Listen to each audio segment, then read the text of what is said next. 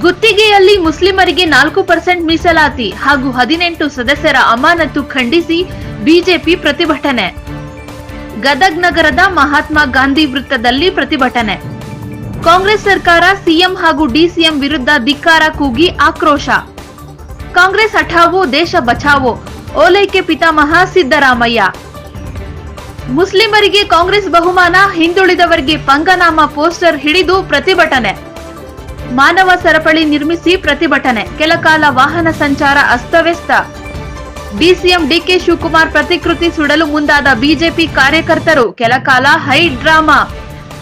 ಸಂವಿಧಾನ ಬದಲಾವಣೆ ಹೇಳಿಕೆ ನೀಡಿದ್ದ ಡಿಸಿಎಂ ಪ್ರತಿಕೃತಿ ದಹಿಸಲು ಮುಂದಾದ ಕಾರ್ಯಕರ್ತರು. ಪ್ರತಿಕೃತಿಗೆ ಬೆಂಕಿ ಹಚ್ಚುತ್ತಿದ್ದಂತೆ ತಡೆಯಲು ಮುಂದಾದ ಪೊಲೀಸರು. ಗಾಂಧಿ ಸರ್ಕಲ್ನಲ್ಲಿ ಪ್ರತಿಕೃತಿ ಫುಟ್ಬಾಲ್ನಂತೆ ಒದ್ದಾಡಿದ ಕಾರ್ಯಕರ್ತರು. ಪ್ರತಿಕೃತಿ ಬೆಂಕಿಯನ್ನು ನಂದಿಸಲು ಪೊಲೀಸರ ಹರಸಾಹಸ. ಪ್ರತಿಕೃತಿಗೆ ಹೊತ್ತಿದ್ದ ಬೆಂಕಿಯನ್ನು ನೀರು ಹಾಕಿ ನಂದಿಸಿದ ಪೊಲೀಸರು. ಅದರೊಂದಿಗೆ 18ನೇ ಅಮಾನತಾದ ವ್ಯಕ್ತಿ ನಾನು. ಗದಗ ಜಿಲ್ಲೆಯಲ್ಲಿ ಬಿಜೆಪಿ ಹತ್ತಿಕ್ಕುವ ಪ್ರಯತ್ನ ಎಂದು ಚಂದ್ರು ಲಮಾಣಿ ಆಕ್ರೋಶ. ಕ್ಯಾಮರಾಮನ್ ಜಗದೀಶ್ ಜೊತೆ ಅಶೋಕ ಹೂಗಾರ, NKS TV4 ಗದಗ್.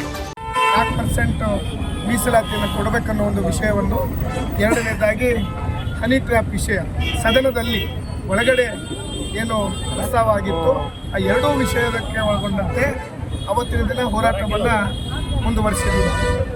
ಆ ಹೋರಾಟದಲ್ಲಿ ತಾವೆಲ್ಲ ಲೈವ್ ಆಗಿ ತಾವು ಸಹಿತ ಗಮನವನ್ನು ಹರಿಸಿದ್ದೀವಿ. ನಾವು 18 ಜನ ಶಾಸಕರನ್ನ ಅಮಾನತು ಮಾಡಿರುವಂಥದ್ದು ಭಾಳ ಗಂಭೀರವಾದಂಥ ವಿಷಯ.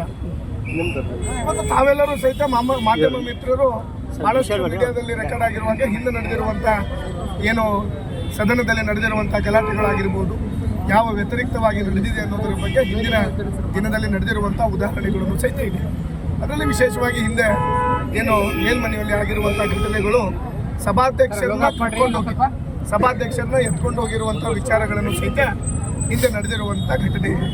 ಆದರೆ ಮೊನ್ನೆ ಏಕಾಏಕಿ ನಮ್ಮ ಸಭಾಧ್ಯಕ್ಷರ ಗೌರವಕ್ಕೆ ಧಕ್ಕೆಯನ್ನು ತಂದಿದ್ದೀವಿ ಅನ್ನೋ ಒಂದು ವಿಚಾರವನ್ನು ಇಟ್ಕೊಂಡು 18 ಜನ ಶಾಸಕರನ್ನ ಅಮಾನತು ಮಾಡಿರುವಂಥದ್ದು ಖಂಡನೀಯ.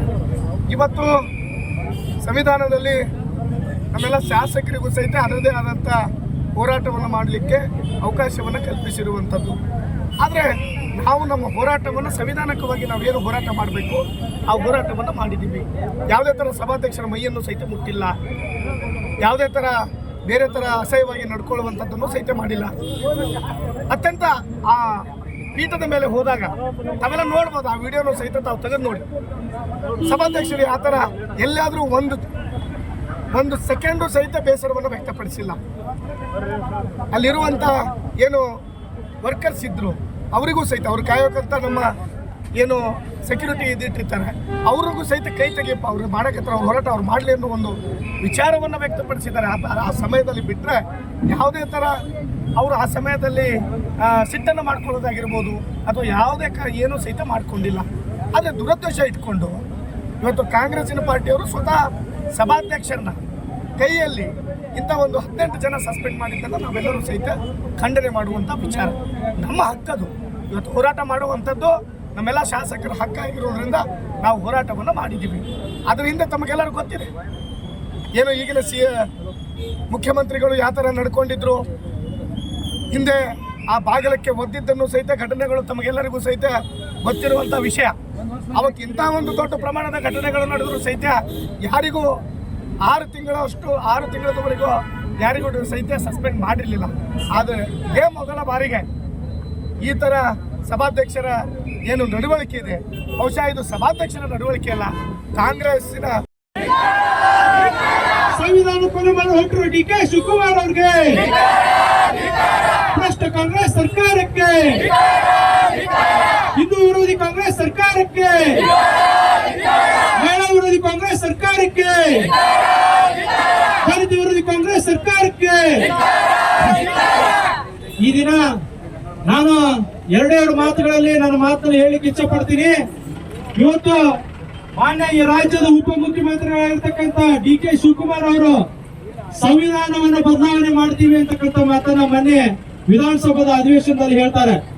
ನಾನು ಅವ್ರಿಗೆ ಕೇಳಿಕ್ಕೆ ಇಚ್ಛೆ ಪಡ್ತೀನಿ, ನೀವು ಇಷ್ಟು ದಿವಸ ನಿಮ್ಮ ಬ್ರಹ್ಮಾಂಡ ಭ್ರಷ್ಟಾಚಾರವನ್ನು ಮನದಲ್ಲಿ ಇಟ್ಟುಕೊಂಡು ಏನು ದಲಿತ ವಿರೋಧಿ ಏನು ನಿಮ್ಮ ಮನಸ್ಥಿತಿ ಇತ್ತ ಅದನ್ನ ಒಳಗಿತ್ತು ಹೊರಗೆ ಬೇರೆ ರೀತಿ ಹೇಳ್ತಿದ್ರಿ. ನಾವು ಸಂವಿಧಾನ ಬದಲಾವಣೆ ಮಾಡಲ್ಲ, ಬಿಜೆಪಿ ಅವರು ಸಂವಿಧಾನ ಬದಲಾವಣೆ ಮಾಡಕ್ ಕೊಟ್ರು ಅಂತ ಹೇಳಿ. ಅರೆ ಸ್ವಾಮಿ, ಇವತ್ತು ಸುಮಾರು 70 ಬಾರಿಗಿಂತ ಹೆಚ್ಚು ಸಂವಿಧಾನ ತಿದ್ದುಪಡಿ ಮಾಡಿದವರು ಯಾರು ಇದ್ರೆ ಅದು ಕಾಂಗ್ರೆಸ್ನವರು.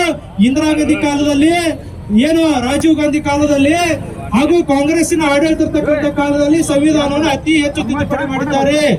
ಇದು ನಾವು ಇವತ್ತು ಎಲ್ಲ ನಮ್ಮ ಸಮುದಾಯದ ಜನಕ್ಕೆ ನಾನು ಕೇಳ್ಕೊಳ್ಳೋದಿಷ್ಟೇ, ಇದನ್ನ ನಾವು ಕೂಲಂಕಷವಾಗಿ ವಿರೋಧ ಮಾಡ್ತೀವಿ, ಇವರ ವಿರುದ್ಧ ಹೋರಾಟ ಮಾಡ್ತೀವಿ, ಪ್ರತಿಭಟನೆ ಮಾಡ್ತೀವಿ. ಇವರು ಒಂದೇ ಒಂದು ಸಮುದಾಯಕ್ಕೆ ಇವತ್ತು ತುಷ್ಟೀಕರಣ ಮಾಡುವ ದೃಷ್ಟಿಯಿಂದ ಮಹಿಳೆಯರಿಗೆ, ಹಿಂದುಳಿದವರಿಗೆ, ದಲಿತರಿಗೆ ಅನ್ಯಾಯ ಮಾಡ್ತಾ ಇದೆ. ಇದನ್ನ ಕಂಪ್ಲೀಟ್ ಆಗಿ ನಾವು ವಿರೋಧ ಮಾಡ್ತೀವಿ, ರಾಜ್ಯಾದ್ಯಂತ ಉಗ್ರ ಹೋರಾಟವನ್ನ ಮಾಡ್ತೀವಿ ಅಂತ ಮಾತನ್ನ ಹೇಳಿಕ್ಕೆ ಇಷ್ಟಪಡ್ತೀನಿ. ಇವತ್ತು ನಮ್ಮ ಗದಗಿನಲ್ಲಿ ಒಂದಿಷ್ಟು ಸಂಘಟನೆಗಳು, ನಾನು ಹೇಳಬಾರ್ದು, ಇವತ್ತು ನಮ್ಮ ಸಂಘಟನೆಗಳು ಅವರು ಕಾಂಗ್ರೆಸ್ ಪಕ್ಷದ ಏಜೆಂಟ್ಗಳಾಗ್ಯಾರ. ನಾನು ಮೊನ್ನೆ ನೀವು ಅಮಿತ್ ಶಾ ಅವ್ರಿಗೆ ಒಂದು ಸಣ್ಣ ಹೇಳಿಕೆಯನ್ನು ತಿರುಚಿ ಮಾಡಿ ಅದನ್ನ ತಿರುಚಿ ಇಡೀ ಗದಗ ಬಂದ್ ಮಾಡಿದ್ರಿ. ಇವತ್ತೆಲ್ಲಾಗಿರಪ್ಪ ನೀವೆಲ್ಲ ಮುಖಂಡರುಗಳು? ನಿಮ್ಮ ಡಿ ಕೆ ಶಿವಕುಮಾರ್ ಅವರೇ ಎಲ್ಲೋಯ್ತು ನಿಮ್ಮ ದಲಿತ ಪರ ನೀತಿ? ಎಲ್ಲೋಯ್ತು?